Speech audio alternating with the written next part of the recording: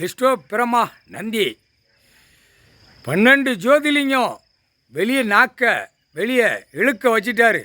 காதால் கேட்டுக்கோடா உலக நாடு அப்படின்னு. இந்தியா நாடு தமிழ்நாடு.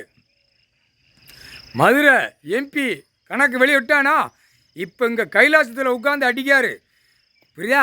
அடி துவச்சி எடுத்து போடுவார். முக்கால் சத்தியம் புரிஞ்சுக்கோங்கடா, புரிஞ்சிக்கோ. அரசியல்வாதியாக கொண்ட நரம்ப வெட்டி விடணும்ட்டார். உட்கார்ந்துருக்கேன் கணக்கு பார்க்கல ஏடான்னு கழுவி வைக்காரு. புரியா? பூமி வெளிநாடு பூரா பிளந்துரும். சோழி முடிச்சிருவார் கூடிய சீக்கிரமாக.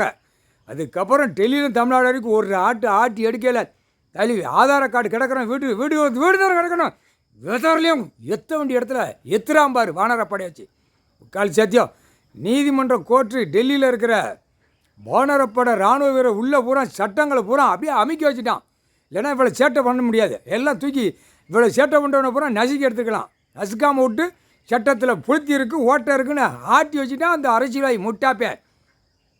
முட்டாப்பேல.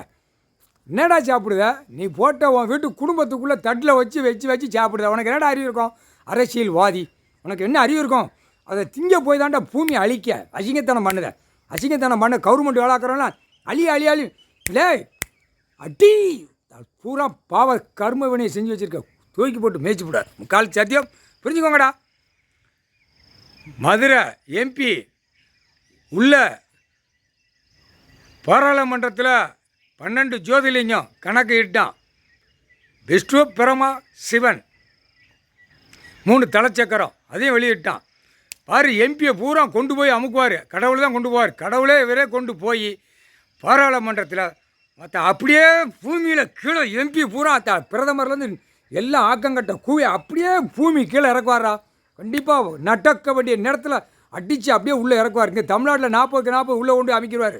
டெல்லியில் கண்டார ஒளிமனும் ஒரு அமுக்கு. முக்கால் சத்தியம்டா.